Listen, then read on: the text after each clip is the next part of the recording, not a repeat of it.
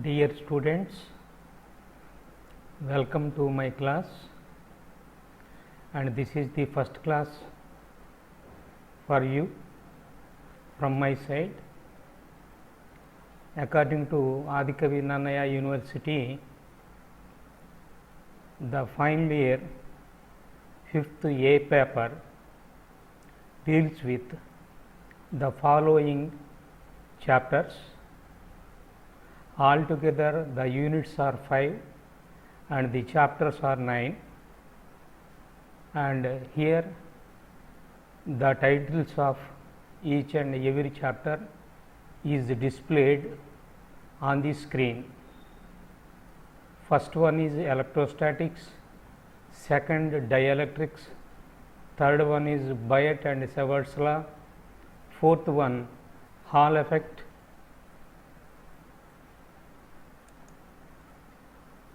fifth one is electromagnetic induction, sixth one alternating currents, seventh one Maxwell's equations and electromagnetic waves, eighth chapter is basic electronics, and final the ninth chapter is digital electronics.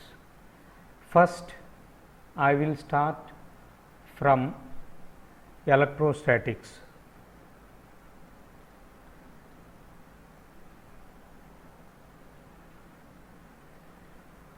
In this electrostatics, there are two subheadings. One is electric field intensity and the other one is electric potential or potential difference. And here the syllabus starts directly from Gauss law in this chapter. But before going to the Gauss law, we have to know some of the fundamentals. So, in this class, I will take the fundamentals and I will try to explain you as clear as possible.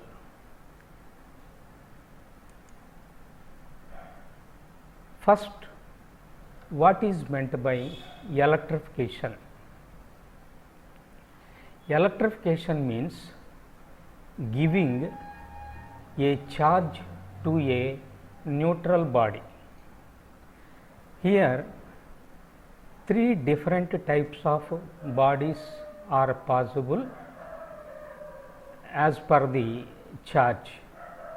If the body has no charge, it is a neutral body.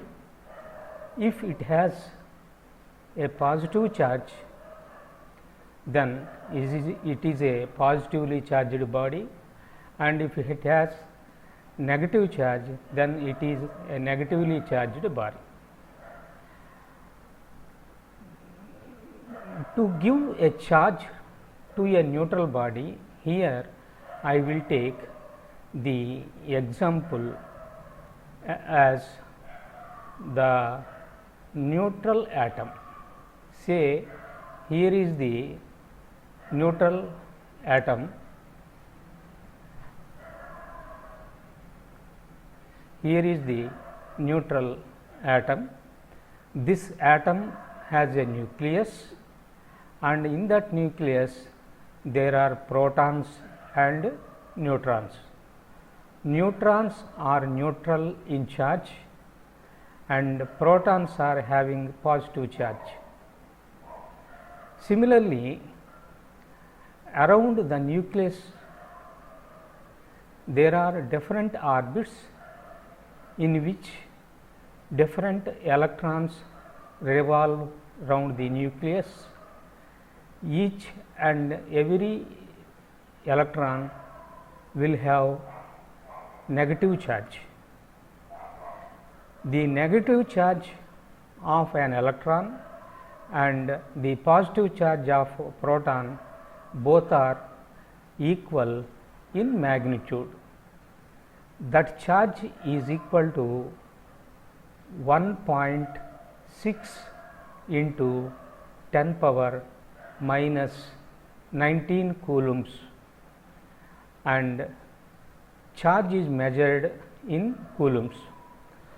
So, here the number of protons in the nucleus and the number of electrons around the nucleus both are same, and they are also having the same charge. So, the total charge of the atom becomes 0. So, as a whole the atom is a neutral one.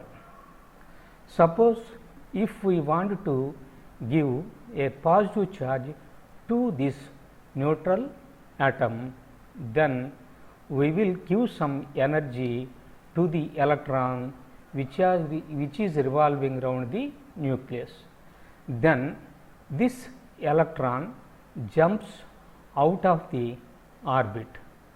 Then suppose if there are 10 neutrons in the nucleus, then 9 will be the number of electrons outside the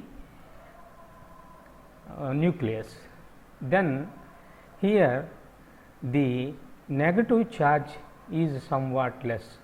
So, if the total is taken, then the atom got a positive charge. So, giving a positive charge means taking out an electron from that atom. Similarly, if we want to give a negative charge, then if we add, then the electrons will become 11, whereas the protons are 10 in the nucleus. Then here there is one excess electron, and because of that the positive and negative charges does not cancel each other, then it has a negative charge. So, giving negative charge means adding an electron, giving positive charge means taking out an electron. The charge can also be given by taking out the proton from the nucleus or giving a proton to the nucleus, but it is not possible to take the proton from the nucleus. It needs nearly lakhs of degrees of temperature. So much amount of energy is needed if we want to take out proton. So, in general we will add or take out the electrons from the outermost orbits. So, here giving charge means adding electrons or taking away electrons, and this is called electrification. So, electrification means giving a positive or a negative charge to a neutral atom or neutral body, because the body comprises of atoms. Next one is, what is meant by electric field? Electric field means, here I am taking a positive charge, this is say plus charge, and if we place another positive charge or unit positive charge around this positive charge, then this positive charge will repel the other unit positive charge, and that unit positive charge is repelled by this positive charge and it move away.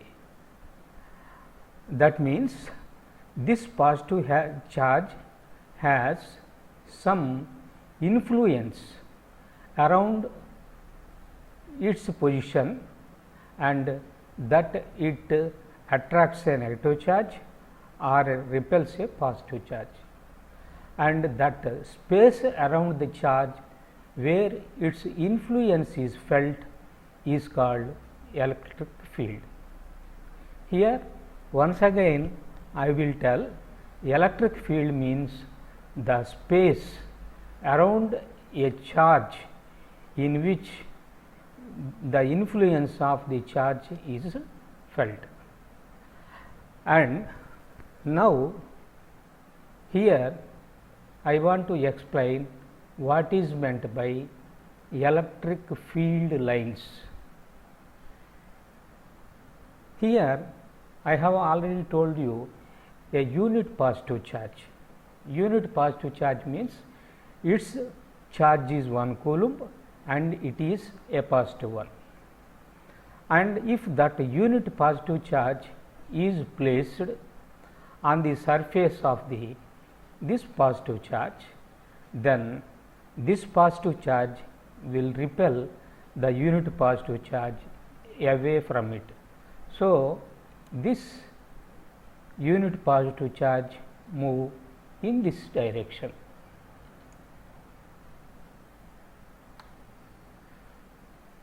Suppose if the same unit positive charge is placed here, then this is repelled and this moves in this way. So, like that, wherever you place the unit positive charge, then it is repelled and moves away, and the imaginary path taken by the unit positive charge is called the electric field line. So, electric field line means it is the line or imaginary line on which a unit positive charge moves when it is repelled by the other positive charge. Here all the lines are away from the unit positive charge, that means the arrows are showing away. Because why? Because the unit positive charge moves away from the central positive charge. So, all these lines are called electric field lines. And in the next figure you see a negative charge. This black body is a negative charge.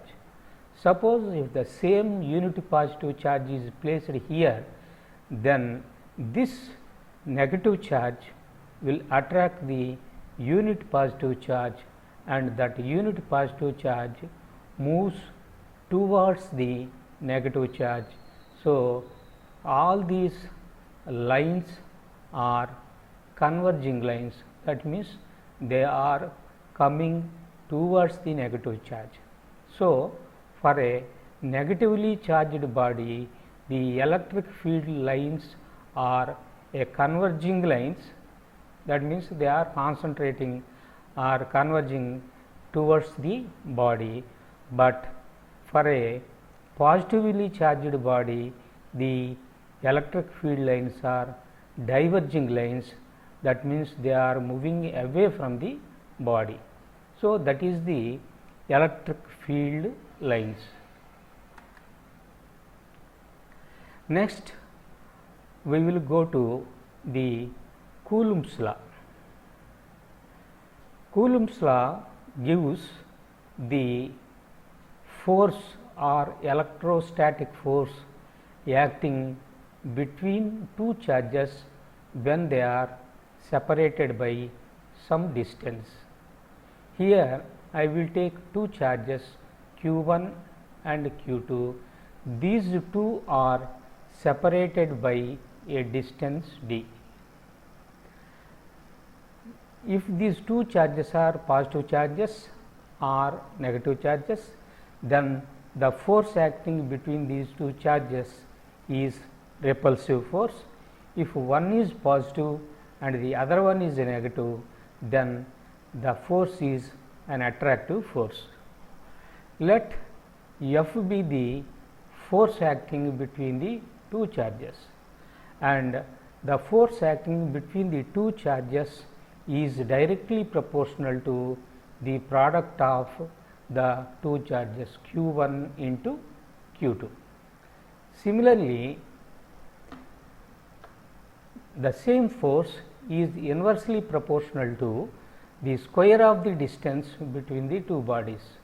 In the figure it is shown as d, but in the equation it is shown as r, both are same, nothing to worry.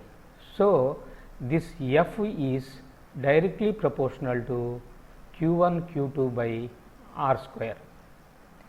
If the directly proportionality is taken out and if this is equated, then this f is equal to some constant into q1 q2 by r square. That constant is equal to 1 by 4 pi epsilon naught. Here this is called epsilon naught, and epsilon naught is the permittivity of the free space where the two charges are placed, and the value of 1 by 4 pi epsilon naught is equal to 9 into 10 power 9, and the unit is Newton meter square per coulomb square. Force is measured in newtons and distance is measured in meter square.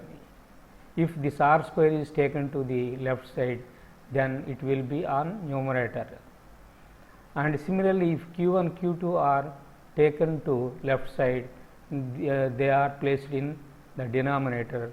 q1 is coulomb and q2 is coulomb, then q1 and q2 is equal to coulomb square. So, the unit for 1 by 4 pi epsilon naught is equal to Newton meter square per coulomb square. And I have already told you this epsilon naught is taken because the two bodies A and B having charges q1 q2 are placed in free space or in air. Free space is nothing but vacuum.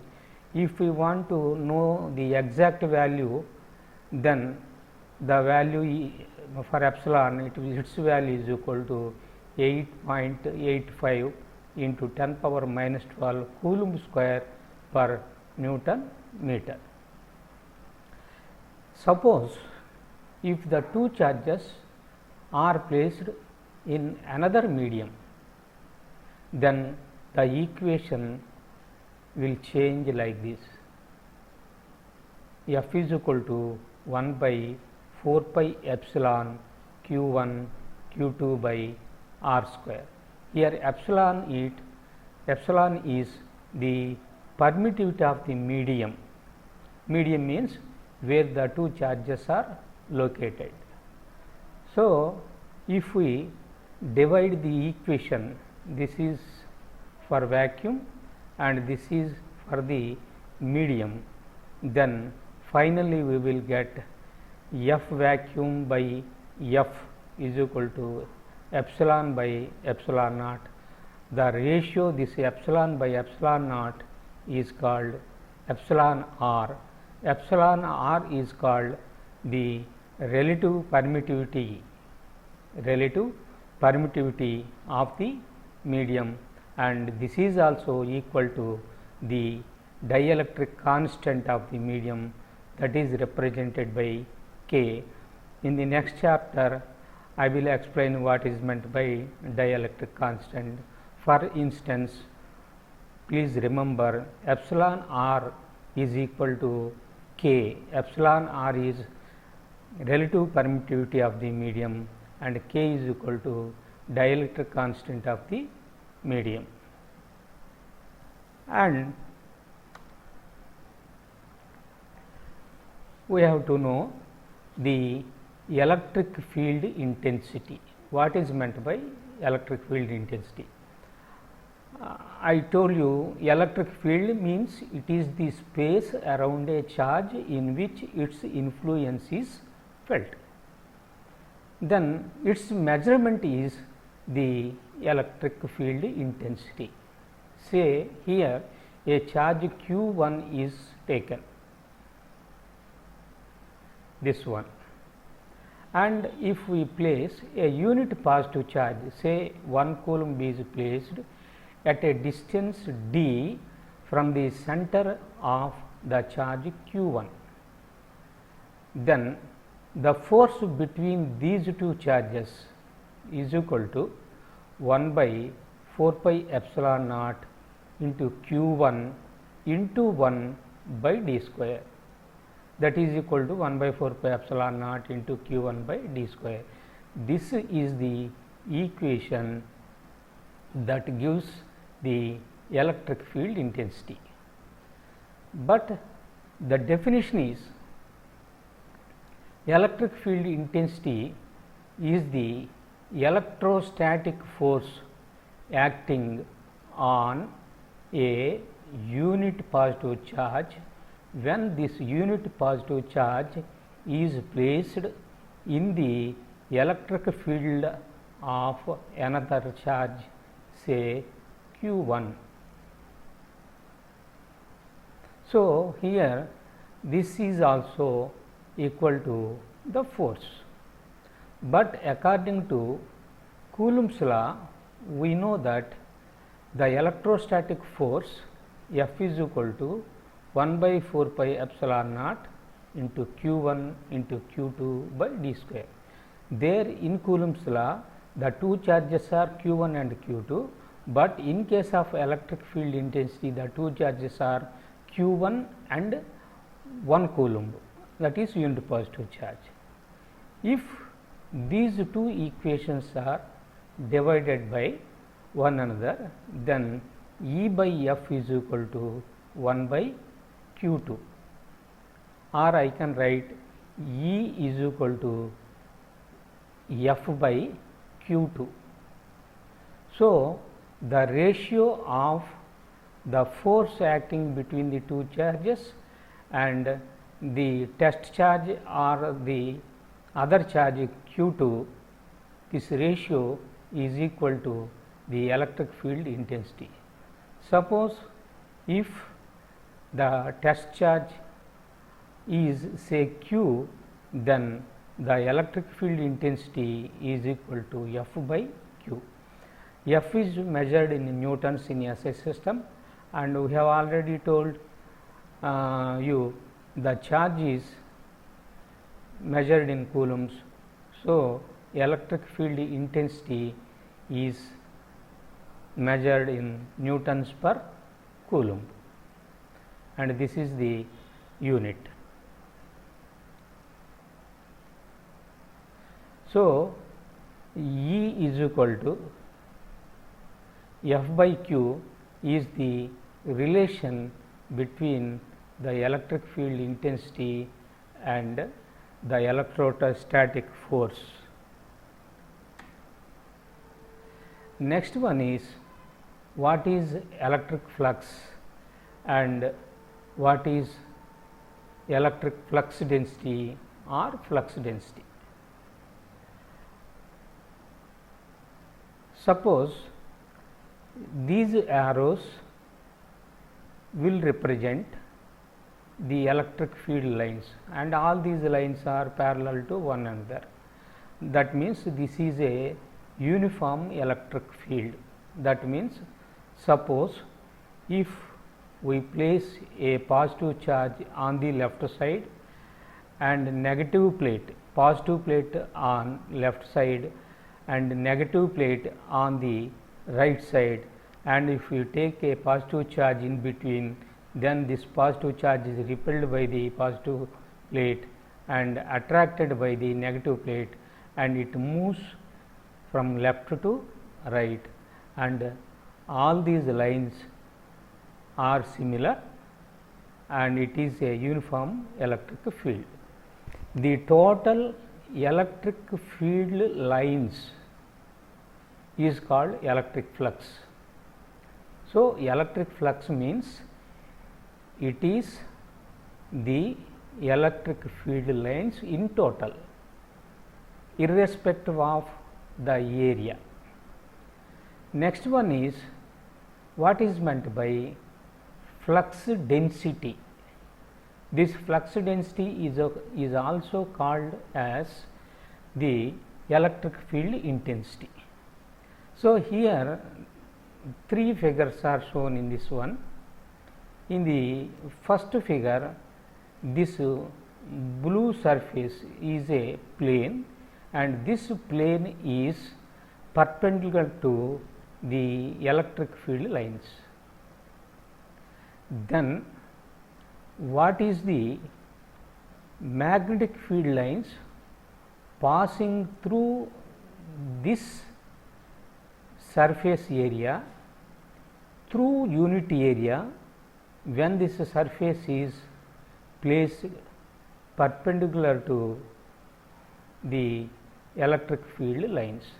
This is called flux density or electric field intensity, that is represented by E.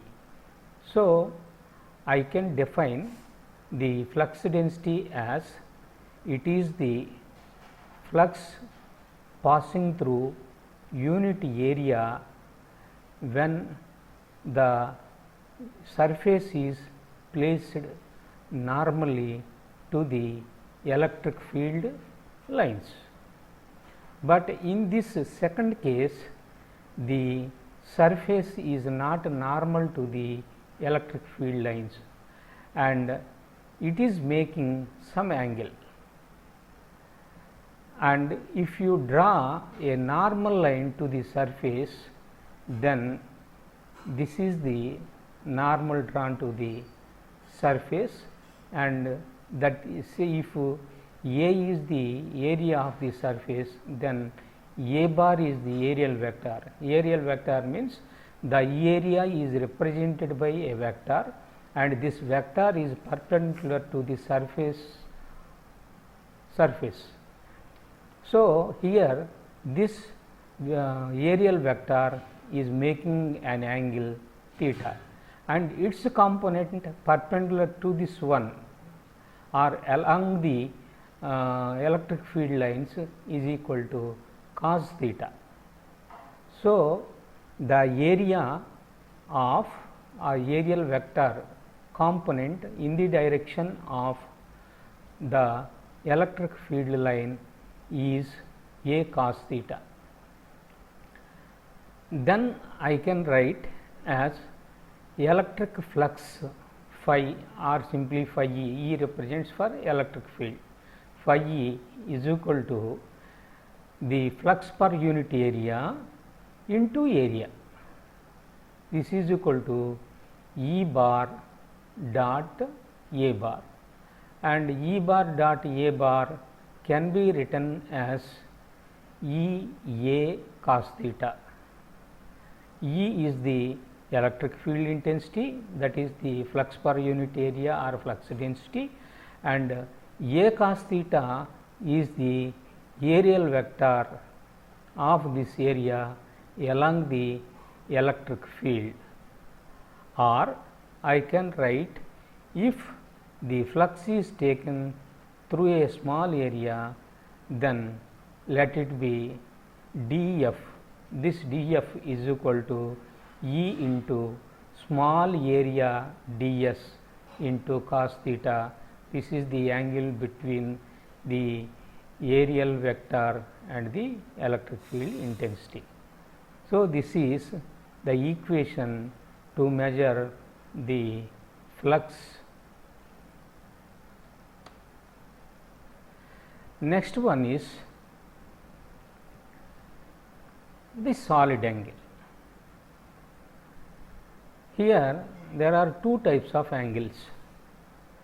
The first one is a plane angle, next one is a solid angle. Plane angle means it is confined to two dimensional, and solid angle means it confines to three dimensional. Say, take the first figure. Here I took a circle and here I took an arc, and the length of the arc is equal to the radius of this circle, and this arc having length equal to the radius of the circle is making some angle at the center of the circle, and this angle is called 1 radian. Generally, this is the unit to measure the plane angle. So, radian means it is the angle subtended by an arc of a circle whose length is equal to the radius of the circle. So, each r is making 1 radian plane angle, and the letter that is used to represent plane angle is theta. So, here the perimeter or the circumference of the circle is equal to 2 pi r. Circumference of the circle is 2 pi r. So, what are the r's, or what are the number of r's in 2 pi r? And that number is equal to 2 pi. 2 pi into r means 2 pi times 2 r. So, the total angle subtended at the center of the circle is equal to 2 pi. This 2 pi radians is equal to 360 degrees. This is about the plane angle. Similarly, if we take a sphere here, say this is the sphere, and take a surface area equal to r square on the surface of the sphere of radius r. This r square is making a solid angle, that means it is in the shape of a cone. It is making a solid angle at the center of the sphere, and this solid angle made at the center of the sphere is equal to 1 steradian. So, each r square surface area will make an angle equal to 1 radian. Then, what is the total surface area of the sphere? The total surface area of the sphere is equal to 4 pi r square. This is 4 pi r square. So, each r square is making 1 steradian at the center. Then, if we divide this 4 pi r square by r square, then we will get this 4 pi. This 4 pi steradians is the total solid angle subtended at the center of the sphere. Suppose if the shape of the body is not a regular one, that is not in the shape of a sphere, and the body is making an having an irregular shape.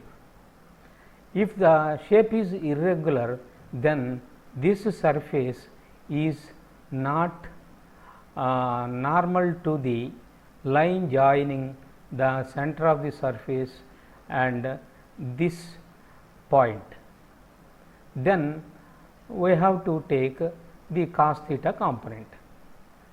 So, the solid angle d omega made at the center by a small area ds equal to ds cos theta by r square. Here r is the radius equal to the distance between the area that is taken to the point where the solid angle is subtended, and the theta is the angle made by the normal to the surface and the line joining the point and the center of the surface. So, these are the fundamentals